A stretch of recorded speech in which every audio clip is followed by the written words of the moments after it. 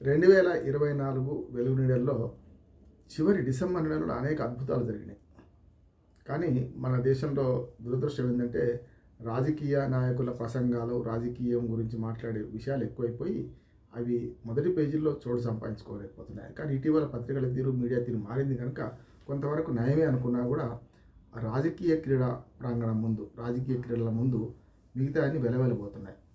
దీనికి కారణం ఏంటంటే నేను దానికి అంటే శాస్త్ర సాంకేతిక రంగాల్లో భారతదేశం అత్యద్భుతంగా స్పందించి వాళ్ళు మన శ్రీహరికోట నుంచి అత్యద్భుతమైన శాస్త్ర పరిశోధనలు చేస్తూ వేరే దేశాల ఉపగ్రహాలను కూడా మనం విడుస్తూ వరకు చెప్పాలంటే మనకు క్యాబులు తిప్పినట్టు, ఓలా క్యాబులు ఇట్లాంటివి తిప్పినట్టు ఇక్కడి నుంచి ఉపగ్రహాలను విడిచే వేరే దేశాల ఉపగ్రహాలను మనము ఇక్కడి నుంచి రెంట్ తీసుకొని తిప్పుతున్నాం. మిగతా చోట్ల కంటే మనం తక్కువ ధరలో, తక్కువ ఖర్చుతో అట్లా పేరొందిన మనకు శ్రీహరికోట షార్ కేంద్రం ఏది ఉందో దాని సోమనాథ్ గారు నిన్న ఒక అద్భుతమైన విజయాన్ని సాధించారు. ఆ శాస్త్రవేత్తల బృందానికి మొదటగా మనం శుభాకాంక్షలు తెలియాలి. ఎట్లా అంటే మొదటగా మనం నిన్ననే మనకు ఒక రకం గేమ్ చేంజర్ లాంటి ఉపగ్రహాలను 2 అంతరిక్షంలోకి పంపినాం. ఒకటి టార్గెట్, ఒకటి చేజర్. మొదటి ఉపగ్రహం పేరు చేజర్, రెండోది టార్గెట్. ఈ 2 కూడా గేమ్ చేంజర్గా మారబోతున్నాయి భారతదేశ అంతరిక్షంలో శాస్త్ర సాంకేతిక పరిజ్ఞానంలో.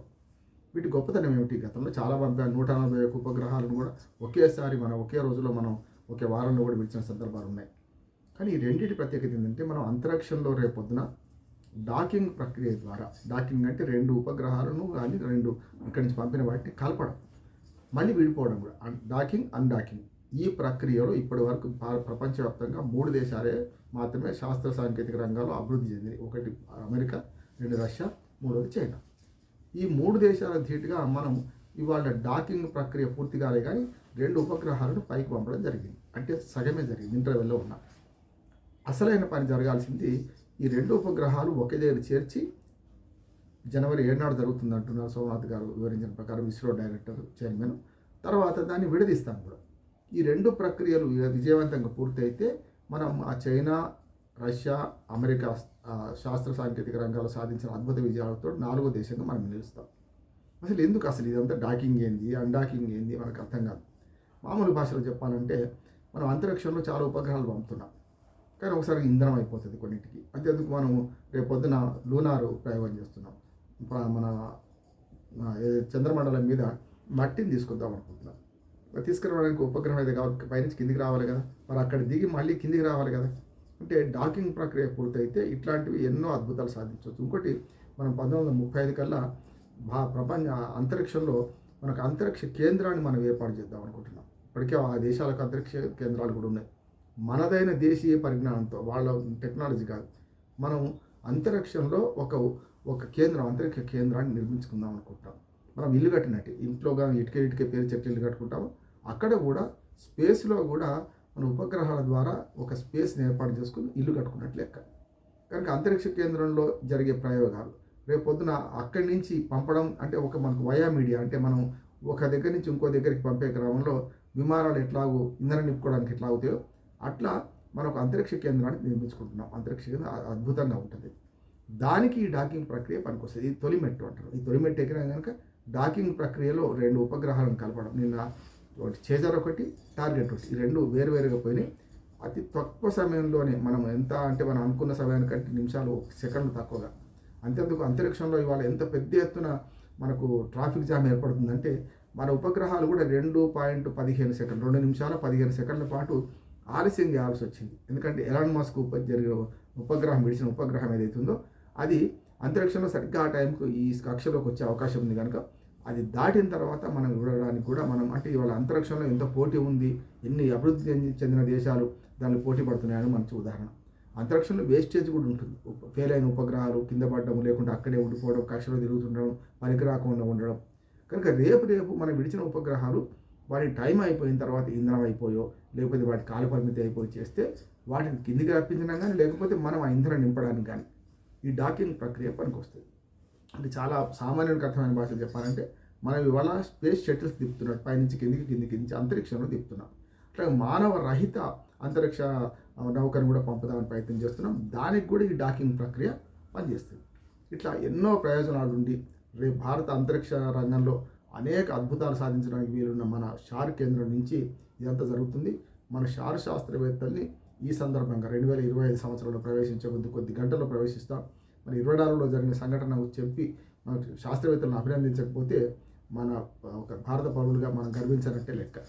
కనుక భారత పౌరులుగా మనం గర్విస్తూనే శాస్త్ర సాంకేతిక రంగాల్లో మన దేశం సాధిస్తున్న అభివృద్ధిని శ్లాఘిస్తూనే ఇంకొక మాట చెప్పదలుచుకున్నాం. అంటే దీనికి ఎందుకు మన పత్రికలు కానీ మన రాజకీయ రంగం కానీ ఎందుకు ప్రాధాన్యత ఇస్తున్నారు కొంత కాదంటలేదు, బడ్జెట్ కేటాయించడం కానీ ఇవన్నీ చేస్తున్నారు.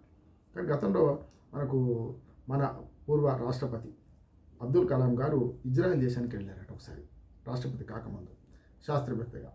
అప్పుడు వెళ్ళినప్పుడు హోటల్లో ఉంటే ఆ దేశంలో ఇజ్రాయెల్లో రాజకీయ పరిణామాలు వేగంగా సంభవించినాయి. తెల్లారికల్లా ప్రభుత్వాలు మారే పరిస్థితి వచ్చింది.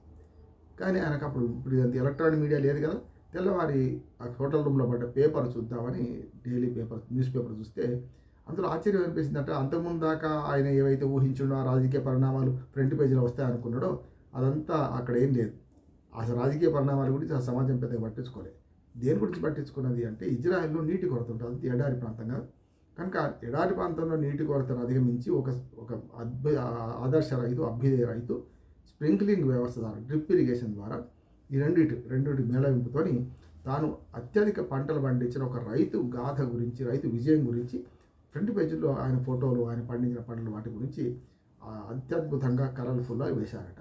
ఆయన అదే అన్నాడు, మన దేశంలో అయితే చిన్న రాజకీయ పరిణామంలో కూడా మనం ఫ్రంట్ పేజీకి వస్తాం, కానీ అక్కడ అట్లా కాదు. రాజకీయ పరిణామాలే అది జరుగుతూనే ఉంటాయి. కానీ శాస్త్ర సాంకేతిక రంగాల్లో విజయాలు సాధించిన సమాజంలో కొందరు వ్యక్తులు కానీ ఒక సమూహం కానీ విజయాలు సాధిస్తే అంత గొప్పగా వాళ్ళు చెప్పుకుంటారని చెప్పడం కోసం ఆయన ఆ ఉదాహరణ చాలాసార్లు చెప్పారు. నేను కూడా అది చెప్తున్నాను. అందుకని ఏమంటున్నానంటే మన భారత అంతరిక్ష రంగంలో ఒక పెను మార్పు సంభవించింది. నిన్నటి ఒక విజయం అనేది తక్కువది కాదు, తక్కువ అంచనా వేయడానికి వీల్లేదు. ఆ ఉపగ్రహాలు 2 ఒకేసారి కక్షలో ప్రవేశపెట్టడం మనకు మామూలే. కానీ డాకింగ్ ద్వారా వాటిని కలిపి మళ్ళీ అన్డాకింగ్ ద్వారా విడిపోయేటట్టు చేసి రేపు అంతరిక్ష కేంద్రంలో మనం అత్యున్నత స్థానం సాధించుకోబోతున్నాం. అభివృద్ధి చెందిన దేశాల సరసన నిలబడబోతున్నాం. దానికి నాంది ప్రస్తావన నిన్న జరిగింది.